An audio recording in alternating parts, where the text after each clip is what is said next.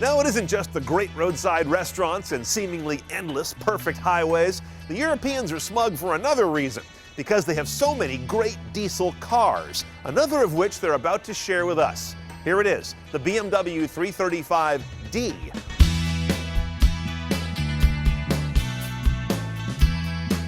Now, of course, the star of the show is right here, the diesel engine.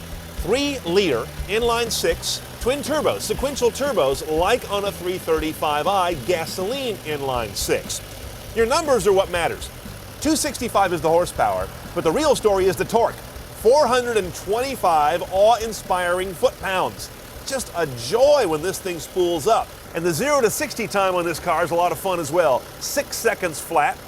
Mileage, 23 city, 36 highway. Compare that to a 335i gas engine, which is 17 city, 26 highway.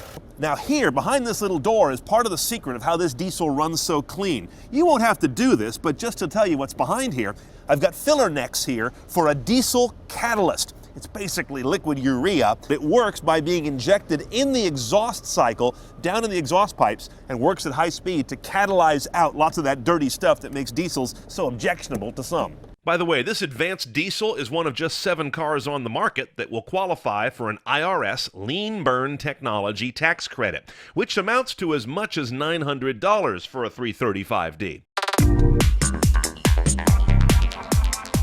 One transmission, a 6-speed automatic with a shiftable gate on the console, but no boy racer paddles on the wheel. There is lag when you stab the throttle, both diesel and turbo style, but the torque payoff makes it worth it unless you're trying to do some dicey little ballet moves in traffic.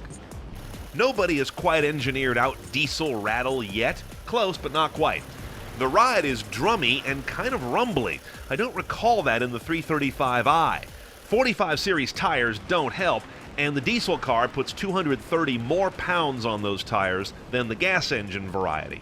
All the BMW tautness and poise is still there. You still feel like you're driving a sporty car, just sporty in a different way. We have the new BMW iDrive system. Buonasera to the old one, don't let the door hit you in the ass. This one is a lot more logical. First of all, notice how they've surfaced just about every major function at the top screen. We've got our CD drive. In this case, we have a 6-disc in here. The base rig is a single slot CD. Music collection. This should give you your first indication that we have a hard drive in this vehicle, and yes, indeed, we do. External devices, if I go to that, you see I can bring up my USB drive, which lives right here in the USB jack in the car. It'll also interface with your iPod using a cable. There's an optional Logic 7 surround sound upgrade that would give you some choices of synthetic surround and a little more ability to change the 13 speakers, which include 2 subs when you option that package, 1 each under each front seat. And because we have a hard drive, as you can tell, everything works pretty quickly on this vehicle. As you can also notice, look at that wide screen. BMW's always done wide screens well, which gets really handy when you get to navigation. Notice you've got all kinds of interesting geographical details on this system now. You can browse around a city and actually see a lot of the landmarks rather faithfully rendered. You've still got the knob where you can turn, push, and tilt it around. But what you also have now is a more elaborate array of buttons around the actual knob itself, and allow you to do a little less digging on the screen with the controller and a lot more shortcutting to things you want to use. What is no longer in this controller is haptic feedback, at least not on this car.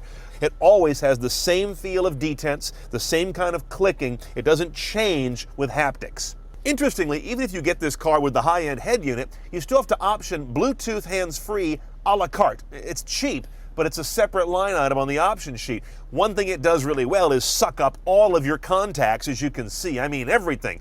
Now, one technology you're not going to find in this car is a backup camera. When I go to reverse, I get instead a graphic on the screen. That's only because we have the optional park distance sensors. You can turn them off here when that beeping gets way too annoying, but you get the indication on the screen nonetheless of where things are by red, green, and yellow shading. Yep, I think it's a diesel even diesel-hating Americans could love, but at a price, $45,000 base for a 3 Series. It's a little stout, and you could easily add over $7,000 just getting all the tech toys I've talked about, and that doesn't even include all the other packages like fancy leather and new tires and wheels and all those upgrades. So, if you want to go essential, consider that head unit with the navigation with the widescreen, hard drive based, room for your media, and the new iDrive interface. That's $2,100.